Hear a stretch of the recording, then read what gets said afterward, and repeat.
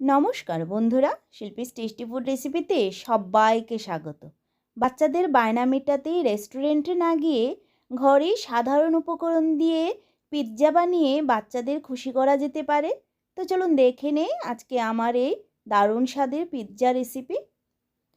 তার জন্য আমি 1 কাপ ময়দা নিয়েছি, তার সাথে নুন দিয়ে দিলাম আর দিয়ে দিচ্ছি হাফ চামচ বেকিং পাউডার, দিয়ে দিচ্ছি হাফ চামচ চিনি। এবার শুকনো উপকরণগুলো মিশিয়ে নিচ্ছি। আমি আজকে মিনি পিৎজা রেসিপি শেয়ার করছি, খেতে খুবই সুস্বাদু হয়ে থাকে। শুকনো উপকরণগুলো মিশিয়ে নিলাম। এবার তার মধ্যে দই দিয়ে দিচ্ছি। আমি এখানে 3 চামচ পরিমাণ দই দিলাম। এবার দইটা দিয়ে মেখে নেব। প্রথমে দইটা দিয়ে মেখে নিচ্ছি, প্রয়োজন হলে জল ইউজ করব। সামান্য একটু জল দিচ্ছি। এবার একটা সফট ডো বানিয়ে নেব।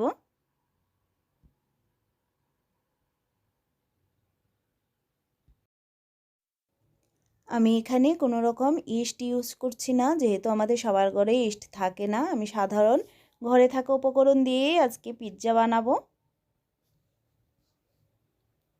মাখিয়ে নিলাম ডোটা। এবার তার মধ্যে তেল দিয়ে দিচ্ছি। 1 টেবিল চামচ পরিমাণ তেল দিলাম। তেলটাকে মাখিয়ে নেব।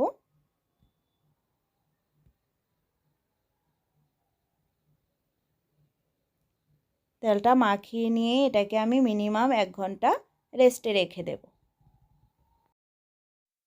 ফিরে আসছি 1 ঘন্টা পর। 1 ঘন্টা পর ঢাকনাটা খুলে নিলাম। এবার এটাকে আরেকটু মেখে নিচ্ছি ডোটাকে আমি আরও 3-4 মিনিট টাইম নিয়ে মেখে নিচ্ছি, তাহলে পিৎজাটা অনেকটা সফট হবে।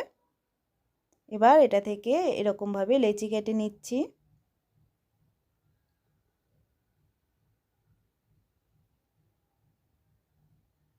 আমি 1 কাপ ময়দা দিয়ে 4টে লেচি কেটে নিচ্ছি।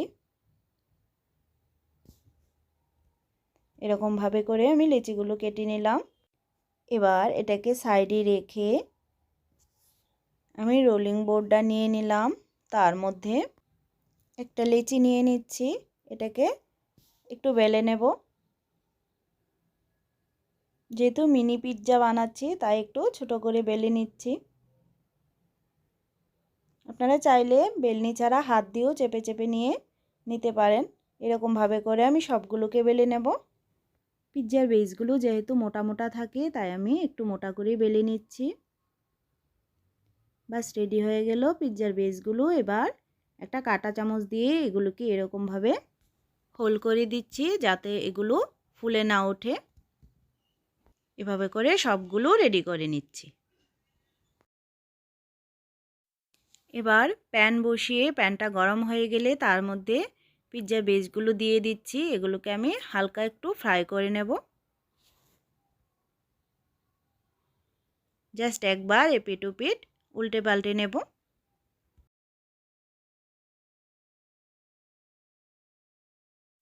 রেডি হয়ে গেছে এগুলো। এবার এগুলোকে নামিয়ে নিচ্ছি। নামিয়ে একটু ঠান্ডা করে নিলাম। এবার এগুলির উপর পিৎজা সস লাগিয়ে নেব। পিৎজা সসটাও আমার ঘরে বানানো।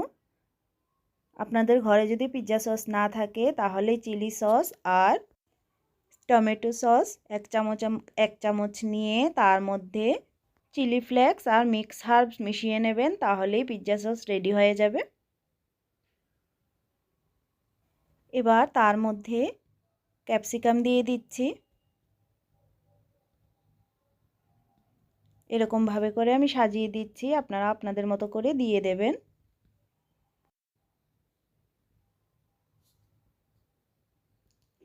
এবার টমেটো দিয়ে দিচ্ছি। টমেটোটাকেও আমি এরকম ছোট ছোট করে লম্বা করে কেটেছি।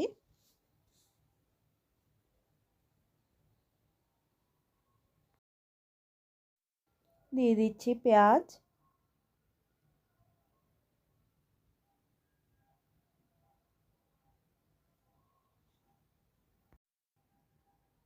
পেঁয়াজগুলোকেও এরকমভাবে সাজিয়ে দিলাম। আর এবার নিয়েছি স্লাইস করা চিজ, এটাকে আমি এরকম টুকরো টুকরো করে দিয়ে দিচ্ছি। আপনারা যে কোনো ধরনের চিজ নিতে পারেন, আমার কাছে স্লাইস চিজ ছিল তাই আমি এটাই নিয়েছি। চিজটাকে গ্রেট করেও দিতে পারেন। এরকমভাবে করে সবগুলোর উপরে দিয়ে দিচ্ছি। এবার শুকনো লঙ্কা ড্রাই রোস্ট করে হালকা গুঁড়ো করে নিয়েছি, এটাকে দিয়ে দিলাম। যদি চিলি ফ্লেক্স থাকে তাহলে চিলি ফ্লেক্স দিয়ে দেবেন। আর দিয়ে দেব এখানে অরেগানো, সামান্য একটু অরেগানো দিয়ে দিচ্ছি, তাহলে ফ্লেভারটা খুব সুন্দর হয়। ব্যাস আর কিছু দেব না, রেডি হয়ে গেছে।